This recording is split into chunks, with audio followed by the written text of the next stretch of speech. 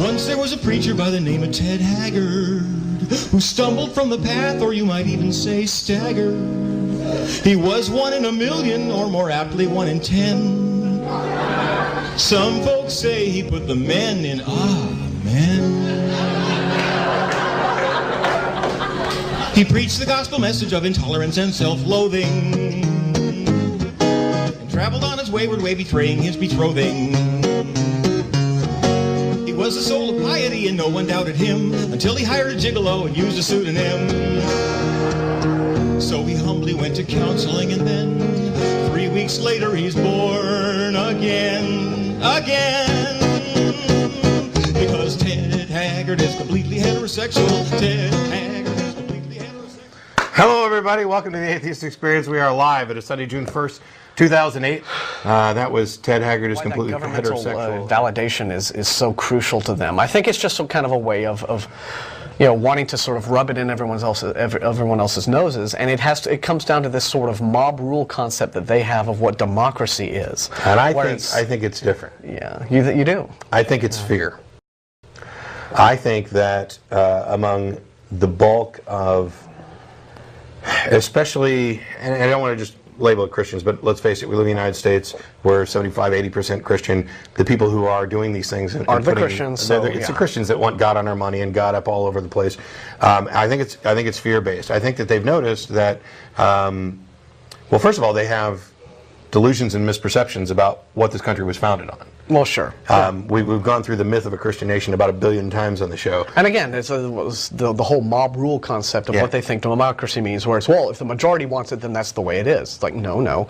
The way our democracy works in America is we have this document called the Constitution, whereas, you know, it respects what the majority may want, but at the same time, whatever majority decision is made, there are protections for the minorities in place, as you know, that allow everyone to sort of, you know, all of us to try to kind of get along. You know, if democracy is just 2 wolves and a sheep trying to decide what's for dinner, in our culture, the Constitution is the document that says it ain't going to be the sheep. Right. Everybody gets to vote, but you can't, you know, no matter how the vote comes out, the sheep doesn't get eaten. And that is something that the conservative Christians don't really seem to grok, you know, this whole idea of, well, you know, we're the majority, and so, you know, you just need to kind of, you know, be tolerant of us. That's the funny thing, is that they think that it's intolerance towards them. Right. But at the same time, they want to be the majority. And you know, one thing that this comes out of, and it kind of gets back to the fear, they don't realize, first of all, that one of the reasons we have the church-state separation protections in the First Amendment is specifically because some Protestants got together in Virginia and said, whoa, we don't want the state supporting these other religions that we don't like, and we're the minority here. We need something that's going to protect our rights, so let's just make sure that the religion stays out of the church stays out of the religion stays out of the state stays out of religion, that way we're all free to practice whatever. And now that these same individuals, or these same groups, I mean, obviously the individuals are dead, but the same groups have gotten to a point where they have a good power base, now they're just disregarding what their founding fathers said, and they're trying to reverse it. And I think it's out of fear, because they noticed, as Governor Rick Perry here in Texas, he went on the 700 Club to say that secularism is a virus that's destroying the country. And this type of message has been beaten into the head of some extreme right Christian conservatives who, rather than investigating or knowing anything about history or what's really going on, think, oh my gosh, the atheists are kind of, you know, on the warpath. They took prayer out of school. No, they didn't.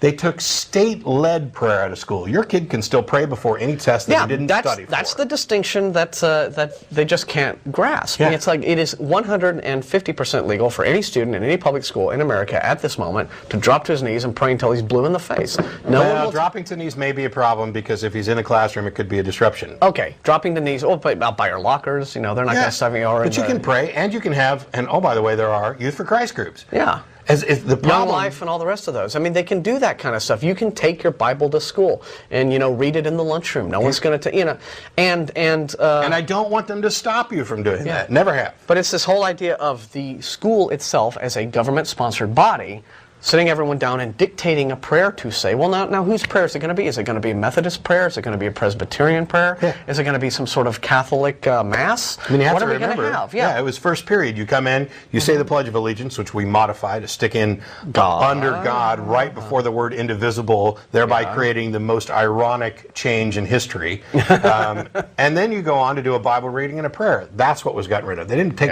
God out of school. They didn't take prayer out of school. And as I mentioned today during the lecture, I'm actually an advocate of comparative religion courses, Bibles, literature courses, all of these other electives that allow kids to learn about culture. But then, you know, how in the hell in this culture are you going to get any of those kinds of elective courses that aren't coming with prepackaged with some sort of you know, ideological agenda behind Easy. them? Yeah. Atheists approve the agenda, the curriculum, and teach the courses. I mentioned it this morning. That'll happen. I guarantee you that I will not be proselytizing Christianity when I teach your kids about the Bible. And I'll also promise that I'm not just going to pick out the bad parts, just as long as we can both agree that the bad parts exist. You can read all the sexy bits in Song of Solomon. Yeah. That's you know, that's kind of the fun. Or the gross things about spreading dung on your face. Preacher by the name of Ted Haggard, who stumbled from the path, or you might even say staggered.